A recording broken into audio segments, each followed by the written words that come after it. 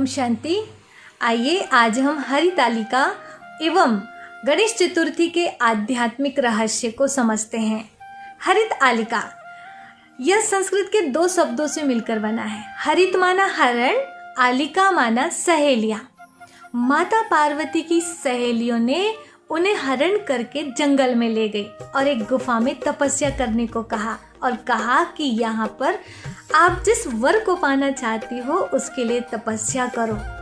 तो सच में माता पार्वती ने ऐसी घोर तपस्या किया कि भगवान शिव को अपने वर के रूप में, स्वामी के रूप में प्राप्त कर ही लिया और उसके बाद उन्हें संसार का सारा सुख, वैभव और योग्य संतान की प्राप्ति भी हुई। और शायद इसीलिए आज के लोग, आज की माताएं और कन्याएं वही व्रत करना चाहती हैं ताकि हमें भी वो सौभाग्य और वो वैभव और वो योग्य संतान की प्राप्ति हो सके। लेकिन मुझे लगता है कि अगर हमको वो सब प्राप्त करना है तो एक सुंदर सा रहस्य है इस त्योहार के पीछे, उसे समझना बेहद जरूरी है। बात ऐसी है कि ये संसार जो है 3 चीजों से बना है, प्रकृति, पुरुष और परमात्मा।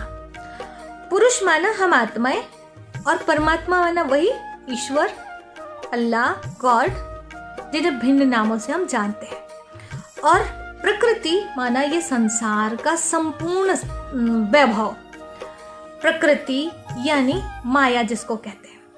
अब देखिए, यदि मुझे इस संसार का संपूर्ण सुख, संपूर्ण वैभव, सब कुछ मुझे चाहिए, तो उसके लिए उसका हेड कौन है, उसका मालिक कौन है, यह समझना ज्यादा जरूरी है।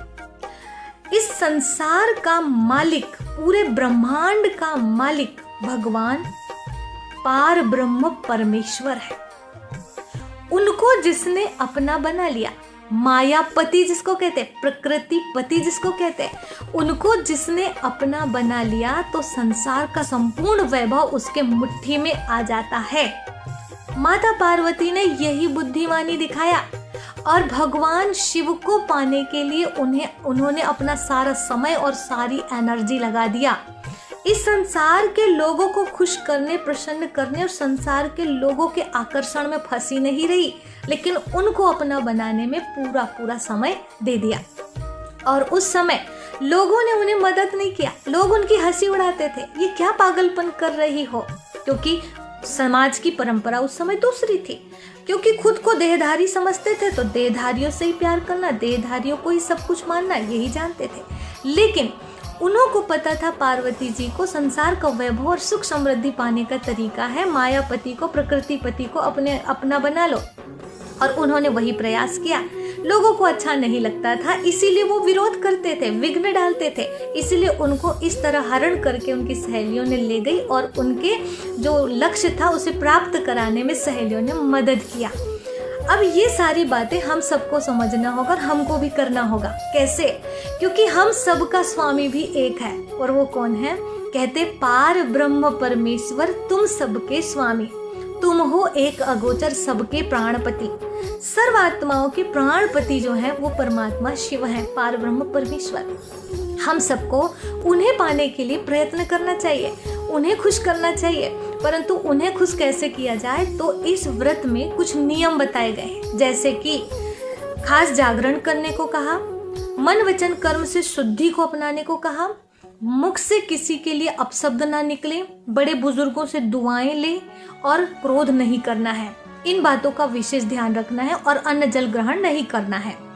लेकिन इनका भावार्थ समझिए, वो ये है कि यदि भगवान को, मायापति को खुश करना है तो उसके लिए हमें अपने मन से सबके प्रति शुभ सोचना पड़ेगा, मन को मंदिर बनाना पड़ेगा जहां पर वो आकर बैठ सके। और वचन अपने कैसे होना चाहिए? सुखदायी बोल होना चाहिए हर एक के लिए। अपने कर्म जो है वो सुखदायी होना चाहिए। किसी भी इंद्रिय से गलत चीजों को ग्रहण नहीं करना। अन्न जल ग्रहण करने की बात नहीं है, गलत चीजें जो भगवान को पसंद नहीं है वो चीजें ग्रहण नहीं करना है। गलत चीजें ग्रहण कर लेंगे तामसिक चीजें, तो उससे क्या होगा, हमारी बुद्धि जो है भगवान का सिमरन नहीं कर पाएगी। हमारा मन और बुद्धि उनसे लगी रहे, इसके लिए सात्विक चीजों को ग्रहण करने कहा गया। और किसी से भी सबसे दुआएं ले, पुण्य का खाता जमा करें और जागरण करें। जागृति इस बात की कि हम वास्तव में कौन है। हम ये दिखाई देने वाला शरीर ही नहीं जो इसी में अपना सारा समय लगा दे, रोटी कपड़ा और मकान में, और शरीरधारियों को ही खुश करने में अपना टाइम लगा दे, नहीं। लेकिन हम एक चैतन्य शक्ति आत्मा है जिसके निकल जाने के बाद ना हम बोल सकते, ना सुन सकते, ना कुछ कर सकते। इस चीज की जागृति होना चाहिए। माना पार्वती समझो, पार वतन में रहने वाली हूं मैं, इस संसार में नहीं। ये चिड़िया रैन बसेरा है, ना घर तेरा ना घर मेरा, ये मुसाफिर खाना है और एक न एक दिन घर जाना है। माना मैं पार वतन, जहाँ पार ब्रह्म परमेश्वर रहते हैं, मैं उनकी हूँ और वो मेरे हैं।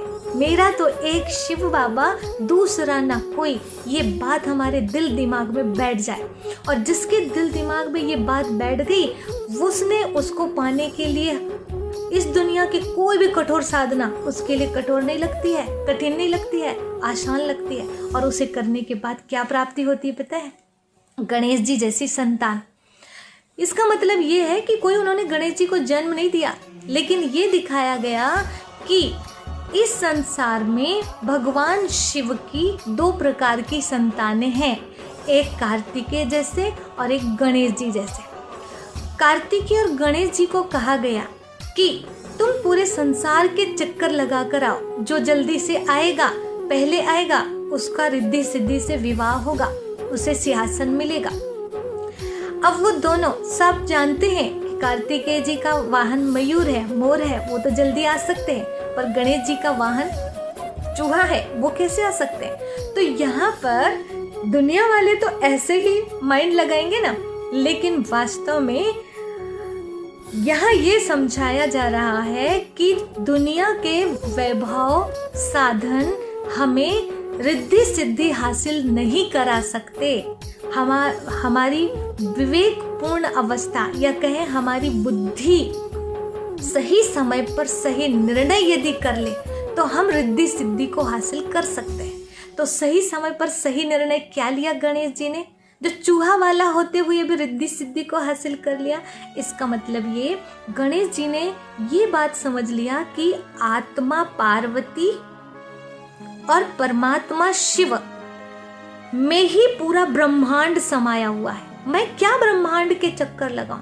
भगवान शिव इस संसार का बीज है, और उस बीज में पानी डाल दो, उस बीज को याद कर लो, उनका पूजन कर लो, उनका ध्यान कर लो, तो संसार के सारे देवी देवताओं तक सब कुछ पहुंच सकता है। हम सबको प्रसन्न कर सकते हैं। इसलिए बीज को पकड़ लेना ये समझदारी है। तो क्या किया माता पार्वती ने भी और गणेश जी ने भी ये बुद्धिमानी का प्रयोग किया कि यही इनमें ही पूरा ब्रह्मांड समाया हुआ है। उनके चक्कर लगा लिया और सच में उन्होंने रिद्धि सिद्धि को हासिल कर लिया। यानी जिसने अपनी बुद्धि का प्रयोग किया, मैं आत्मा हूँ और परमात्मा की संतान हूँ, परमात्मा ही ब्रह्मांड का मालिक है, और उनको खुश करने में उन्होंने संपूर्ण अपना एनर्जी और समय लगा दिया, तो क्या होगा? दुनिया का सारा वैभव रिद्धि सिद्धि उन्होंने हासिल कर लिया। और फिर दिखाते हैं उनके बच्चे कौन हुए? शुभ लाभ। जिन्होंने बुद्धिमानी का प्रयोग किया, रिद्धि सिद्धियां हासिल कर लिए, तो उनके जीवन में शुभ ही शुभ और लाभ ही लाभ होगा। और उनकी एक बेटी थी संतोषी नाम की, मतलब उनके जीवन में संतुष्टता आ गई। दुनिया का सबसे बड़ा धन संतुष्टता रूपी धन है। कहते गौधन गजधन बाजधन और रतन धन खान, जब आवे संतोष धन तो सब धल धूल समान। तो संतुष्टता रूपी धन प्राप्त हो गया। फिर उनकी बहुएं दिखाते तुष्टि और पुष्टि, तंदुरुस्ती, मतलब उनके यहाँ तुष्टि पुष्टि तंदुरुस्ती ये सब उन्होंने हासिल कर लिया।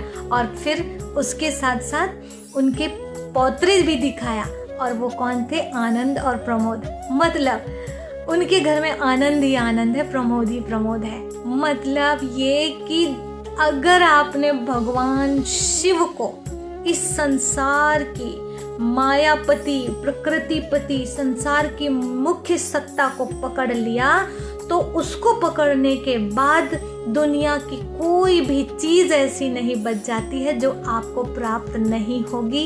इसीलिए संसार में भटकिए मत। कहते हैं ना, चारों तरफ लगाए फेरे फिर भी हरदम दूर रहे।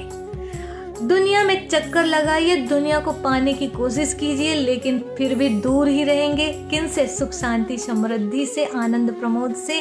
तो अगर आप सभी को खुशहाली चाहिए तो मेन सत्ता को पकड़ लीजिए, उनको याद कीजिए और देखिए कैसे आपके घर में संसार की सारी प्राप्तियां होती हैं। और इन्हीं शुभकामनाओं के साथ कि आप भी भगवान शिव को अपना बनाइए और दुनिया की सारी सिद्धियां हासिल कर लीजिए।